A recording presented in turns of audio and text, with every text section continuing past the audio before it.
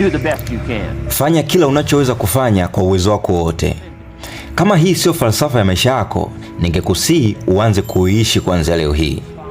Moja ya mafundisho ya kale yanasema hivi: kila jambo unalopata nafasi ya kulifanya, basi lifanye kwa bidii yako yote. Lifanye kwa nguvu zako zote na kwa uwezo wako wote. Hii ni falsafa yenye nguvu sana.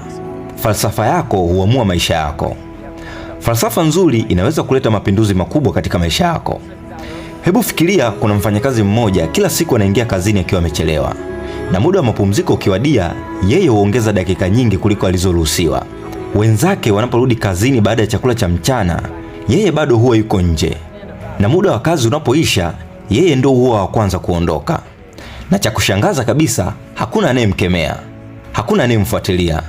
Na wakati mwingine hudiriki kujiambia kwamba ninafanya kazi kidogo, lakini ninalipwa kama nimefanya kazi siku nzima. Hakika hii ndiyo bahati yenyewe. Yeye anadhania kwamba anamdanganya mwajiri wake, lakini ukweli ni kwamba anajidanganya yeye mwenyewe. Kila siku anayoendelea kufanya hivyo, anaendelea kupanda mbegu za kushindwa kwake. Tatizo sio kampuni, tatizo ni falsafa yake ya maisha. Falsafa dhaifu huzaa matokeo dhaifu, na mwisho wake huwa ni majuto. Lakini hajui kwamba tayari ameanza kupanda mbegu za maangamizi yake yeye mwenyewe. Chanzo cha tatizo sio kampuni, ila chanzo cha tatizo ni udhaifu wa falsafa yake binafsi. Sio uchumi utakaoamua miaka 6 ijayo ya maisha yako, ni falsafa yako kuhusu kazi. Falsafa yako ndiyo itakayoamua miaka 6 ya maisha yako ya baadaye. Ni mtazamo wako kuhusu juhudi, na ni namna unavyoona maisha, unavyoiona fedha, unavyoichukulia elimu, unavyoiona biashara, unavyoona watu, pamoja na unavyoona changamoto unazokutana nazo. Na zaidi ya yote ni uwezo wako wa kuchukua hatua. Huo ndio mchakato wa mabadiliko ya maisha. Baada ya kufanya kazi kwa miaka 6, ndipo nilikutana na mwalimu wangu Bwana Shoaf. Aliniuliza, katika miaka 6 iliyopita umeweka akiba na kuwekeza kiasi gani? Nikamjibu, hakuna. Akasema, Jimmy, umeharibu mambo. Nilitafakari na kugundua kuwa alikuwa sahihi. Nilikuwa ni mtu mzuri, lakini nilikuwa nimechagua mpango mbaya wa maisha. Akaja akaniuliza tena akasema, katika siku 90 zilizopita umesoma vitabu vingapi? Nikamjibu, hakuna. Akasema tena, Jimmy, umeharibu mambo. Maarifa yalikuwa yanaweza kubadilisha maisha yangu yalikuwa yanapatikana kila mahali, lakini wala sikujisumbua kuyatafuta. Baadaye akaja kuniuliza swali jingine ambalo lilibadilisha kabisa namna nilivyokuwa ninajitazama. Aliniuliza hivi, katika miezi 6 iliyopita umehudhuria mafunzo mangapi ya kuboresha ujuzi wako na kujifunza ujuzi mpya? Nikamjibu, hakuna. Akasema tena, Jimmy, umeharibu mambo. Maarifa yanapatikana kwa kila mtu. Maarifa yanapatikana kwa kila mtu. Leo unaweza kujifunza karibu kila kitu. Maarifa siku hizi yapo karibu kuliko wakati mwingine wowote ule katika historia. Swali sio kama maarifa yapo. Swali ni je, una nidhamu ya kuyatafuta? Matokeo yako ndiyo yatakayosema ukweli kuhusu maisha yako. Yachunguze matokeo yako mara kwa mara. Baadhi ya mambo yanahitaji kupimwa kila siku, mengine kila wiki, lakini usiache muda mrefu kupita bila kujitathmini kuhusiana na maisha yako.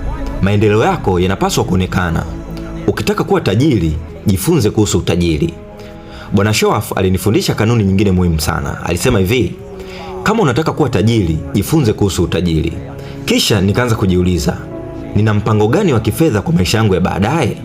Je, mpango huo unaweza kunipeleka kwenye maisha ninayoyatamani?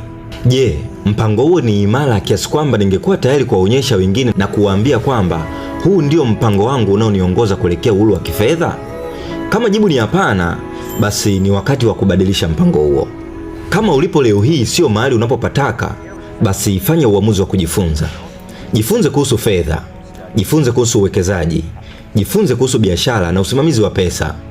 Kwa kufanya hivyo, baada ya miaka michache, maisha yako yanaweza kubadilika kiasi kwamba watu wakashangaa umewezaje kufika hapo.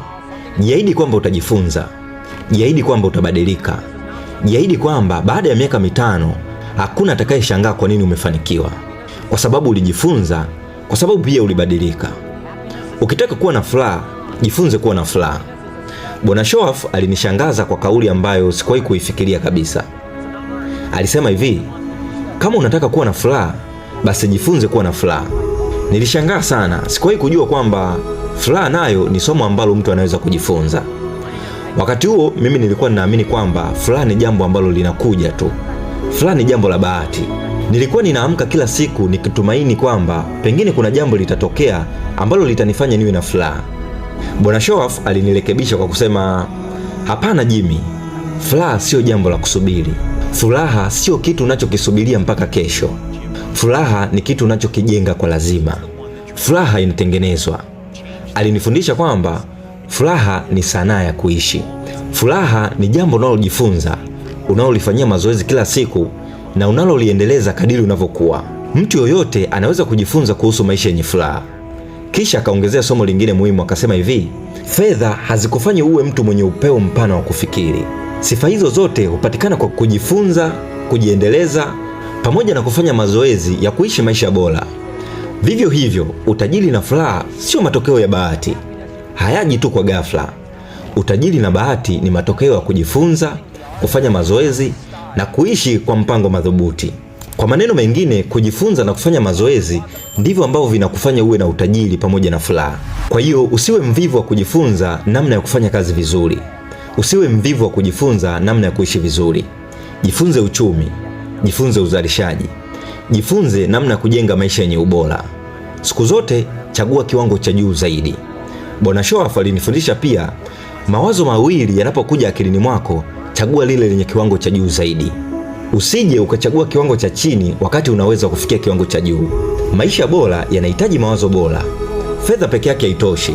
Kuna baba mmoja alimkunjia mwanae noti ya dola 20 na kisha akamrushia akisema hivi, kama fedha ndizo unazozitaka sana, chukua hii lakini ondoka mbele yangu.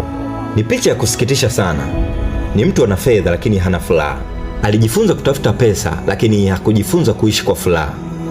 Ndiyo maana unapaswa kujifunza mambo yote mawili, kutengeneza fedha na kutengeneza maisha yenye furaha. Kubali matokeo bila kulalamika. Moja ya masomo muhimu zaidi ni vuna bila kuwa na malalamiko. Chukua jukumu kamili kwa matokeo ya maisha yako. Ulioyapanda ndiyo unaoyavuna. Usilalamike. Usitafute visingizio. Ukifanya vizuri usiombe radhi. Usipofanya vizuri usilalamike. Jifunze, badilika na endelea mbele. Linda mwili na akili yako. Uutunze mwili wako kama hekalu. Uutunze mwili wako kwa sababu ndio mahali pekee ambapo unaishi kila siku. Lakini pia usitunze mwili pekee. Itunze akili yako pia. Kuna watu ambao huwa hawasomi au wanasoma kidogo kiasi kwamba mpaka akili zao zinadhoofika. Hawawezi hata kutetea kile ambacho wanakiamini. Jifunze kutetea maadili yako. Lazima ujifunze falsafa sahihi za maisha.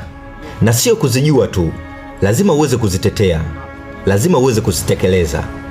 Usipoweza kutetea maadili yako, usipoweza kutetea misingi ya imani zako, utajikuta unavutwa na falsafa ambazo hazina manufaa kwako na sio misingi yako kabisa. Tunapaswa kuwasaidia vijana wetu kujifunza kufikiri, kujadili na kutathmini masuala makubwa ya maisha kama vile ya kisiasa, kijamii, kiuchumi, kiroho na hata kiafya. Kwa kufanya hivyo, tutajenga jamii yenye watu ambao wana misingi imara. Kwa hiyo, mabadiliko ya maisha yako hayaanzi tu kutokea ghafla. Hayaanzi na uchumi, hayaanzi na serikali. Mabadiliko ya maisha yako yanaanza na falsafa ya maisha. Badili namna unavyofikiri.